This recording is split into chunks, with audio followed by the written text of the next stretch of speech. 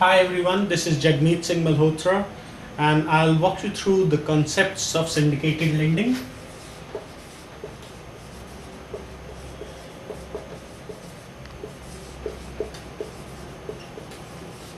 In this lecture, we will talk about what is syndicated lending, how is it different from retail lending, how is it different from corporate lending, and then we'll close our lecture with the concept that how is syndicated lending important and what would be its future.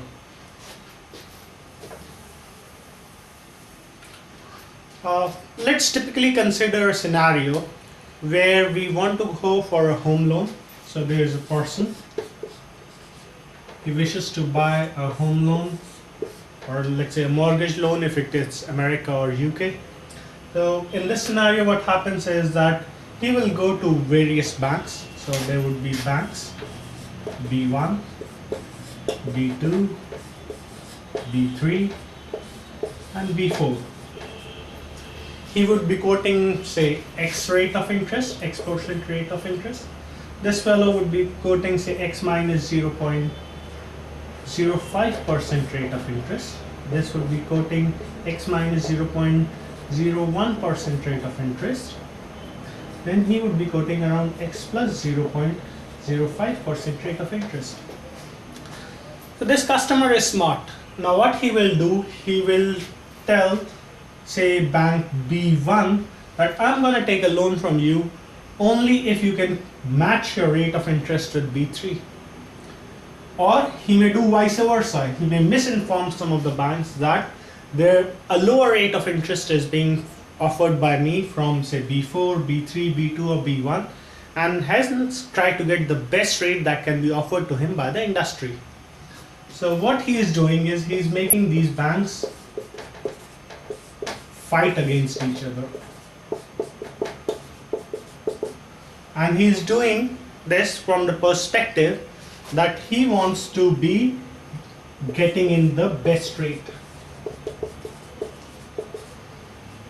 The amount of loan is so small that these banks, maybe B1, B2, B3, B4, are ready to go ahead and fight against each other so as to complete their portfolio, so as to ensure that their home loans market or their home loans portfolio is good enough for that year and they are making profit in that home loan portfolio.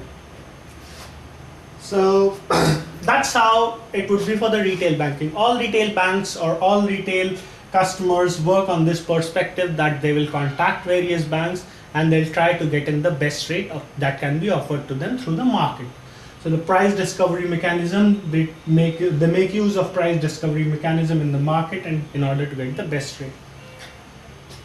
Now there may be corporate lending. So what then comes the next word as corporate lending. Now just don't consider him to be the home loan customer, consider him to be a corporate. And in order to run the business, he requires some money. When he is requiring money in order to run the business, what he is basically trying to do is that from his operations, he would generate so much of the money so that he can pay back the loan as well as also get profit from it. So in that case also, banks would be fighting against each other, or this person would have have maintained a relationship with one of the banks, say B preferred. And this fellow would always be going to the B preferred bank in order to get the loan or in order to get any of the fundings for his operations from another perspective. This is what corporate lending is all about, where for your operations or some new expansion or some other things you require limited amount of funds which you are going to go ahead and generate from your operations perspective and then return it to the bank. In this case, rather than fighting with all of the banks at one time or going to different banks, you work on the concept of relationship. You have a preferred relationship with one of the banks, you go to him, he would be giving you the money, you work on the trust that he would be giving you the best rate of interest that's available in the market. Okay, now finally we come to the concept of syndicated lending. Now again, suppose this is the corporation. Now this fellow again wants to go ahead and expand his corporation. So he was a single nation organization, now he wants to be a multination.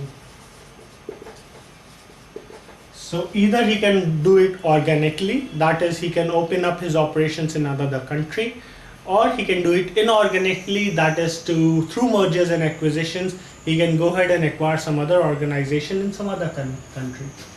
For this, he would require a large amount of capital.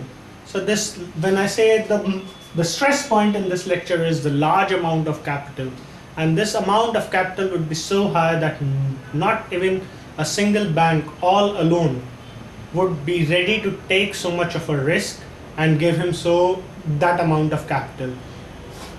He may be having the preferred relationship for that bank with maybe 10 years, 20 years, but whatsoever may be the case, banks would otherwise be exposing themselves to such a high amount of risk by lending it only to a single counterparty that they would never be going ahead and trying to do this sort of a thing.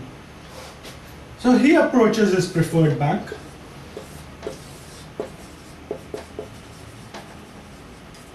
and says, I require, say, 20 billion pounds of capital. What I want to do, I want to acquire a big organization. I want to acquire, say, this organization is Oracle, and this is that they want to go ahead and acquire Google. This is all hypothetical in nature. It's not gonna happen, so it's just an hypothetical scenario. Okay, so there's Oracle says that let's go ahead. My preferred bank, say Citibank, give me 20 billion pounds, and I want to go ahead and acquire Google. So Citibank would say that it's not feasible for me to give so much of the money to you. What I can do is, in fact, I can help you introduce to a syndication of banks. So there would be, this is Citibank. I'll introduce you to RBS. I'll introduce you to, say, Barclays. I'll introduce you to, say, JP Morgan.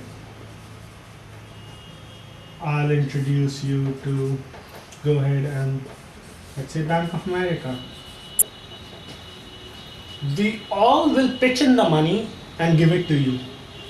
And in turn, what you'll have to do is that whenever you will be paying the interest, we will be distributing it among ourselves based on how much of the money we have contributed. That's called the pro rata basis. So if each of these banks has put in 4 billion each, that is Citibank's share, RBS share, Barclays share, JP Morgan share, and Bank of America. So say when an interest of 1 billion is returned, it would be shared 20 million each by each of these banks if their capital that they have put in is the amount of capital that they have put in is same. Similarly, when the person returns the principal back, it will again be shared across all the banks, but on the basis of the amount of capital they would have put in. Now this customer will say that I don't want to deal with so many banks. Can I not know about them behind the curtains, whatever arrangement or whatever the group of banks or syndication of banks you are maintaining, it's okay for me. But I only want to deal with you, I only want to deal with one particular bank, and he would be my agent to contact all of these banks, whether it's RBS, Barclays, JP Morgan, Bank of America, or Citibank. The person can say, Citibank, since you are the most preferred bank I have, or these consortium of banks can decide that, okay, since you are pitching in the most amount of money or you have brought in the customer to us, you can act as an agent bank. We'll discuss what are the roles and responsibilities of an agent bank, and we all banks would be called as a participants to the deal.